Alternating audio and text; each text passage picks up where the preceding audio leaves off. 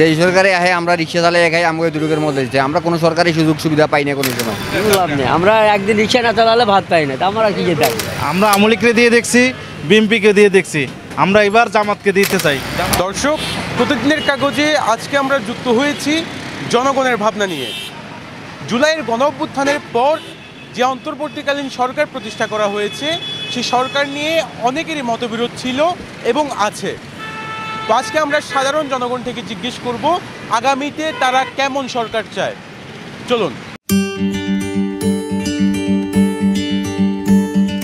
আগামীতে আমরা তো সরকার চাচ্ছি যারা কাজ করতে পারে, জনগণের সেবা করতে পারে, এই ধরনের সরকার চাচ্ছি। আমাদের দাবি হলো যে দেশে যেই 18 কোটি মানুষ শান্তিতে ঘুমাতে পারে, শান্তিতে বসবাস করতে পারে, তাদের আইনশৃঙ্খলা যেন সুন্দরভাবে পরিচালনা করতে পারে এবং তাদের জননিরাপত্তা যেন সুনির্দিষ্ট করতে পারে, এই ধরনের সরকার আমরা চাচ্ছি।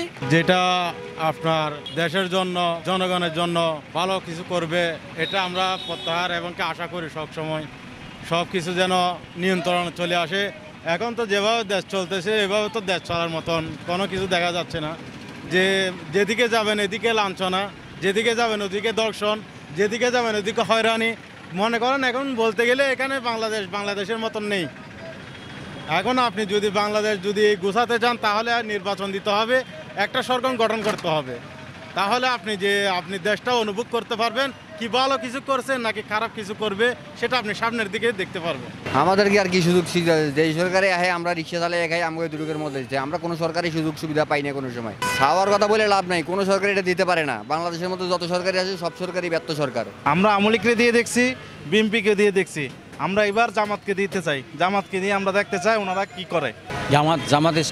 জামাত ইসলাম ভালো, তাই জন্য নামাজ কালাম পড়ে, নামাজ দোয়া, কোনো চাঁদাবাজি নাই, ডাকাতি নাই, ছিনতাইকারী নাই, জামাত, এই জন্য জামাতকে চাই। যে সরকার আসুক না কেন, সাধারণ জনগণ যেমন কি সাধারণ জনগণ, সাধারণ ড্রাইভার, ঠিক আছে, এবং সাধারণ মানুষ মধ্যবিত্ত ফ্যামিলি যেন সুন্দরভাবে চলতে পারে, জিনিসপত্রের দাম যখন কি একদম নিম্নমাইমে থাকতে পারে, ঠিক আছে, এত বেশি বাড়াবার দরকার। তারপর যদি সব কিছু দেশের মানুষ যেন কি সব কিছু মানে খেতে পারে, কোনো জ্ঞান যা মারামারি কাটাকাটি যে কোনো চুরি দেখাতে হাতে সব কিছু কি শিখতে হয়। আর আইন শৃঙ্খলা ব্যাংক থেকে আরও কঠোর হতে হবে।